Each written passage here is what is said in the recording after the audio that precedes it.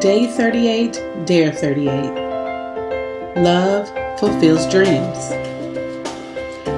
Delight yourself in the Lord, and He will give you the desires of your heart. Psalm 37:4. What is something your spouse would really, really love? And how often do you ask yourself that question? Common sense tells us that we can't give our wife or our husband everything that they would like. Our budgets and our account balances may not permit it. It might tell us we can't afford it anyway. And even if we could, it might not be good for us or for them. But perhaps you let no become too quick a response. Perhaps you let this negative default setting become too reasonable and rational, too automatic. What if, instead of dismissing the thought, you did your best to honor it? What would happen if the one thing they said you would never do for them became the very next thing you did? Love sometimes needs to be extravagant, to go all out. Sometimes it needs to set aside the technicalities and just bless because it wants to. Not everything your spouse wants has a hefty price tag.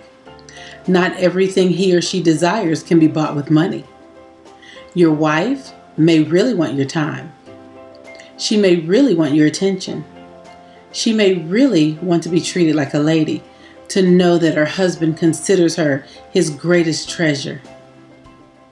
She may really want to see in your eyes love that chooses to be there no matter what.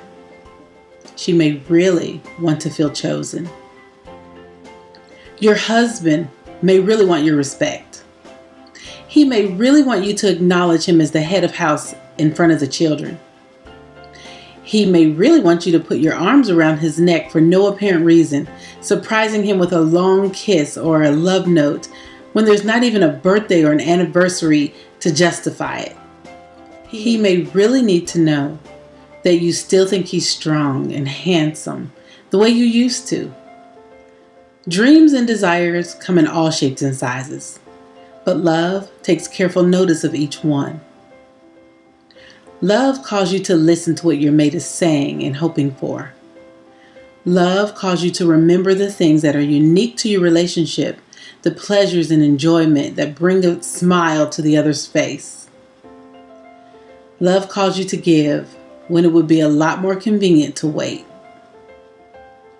And love calls you to daydream about these opportunities so regularly that their desires become yours as well.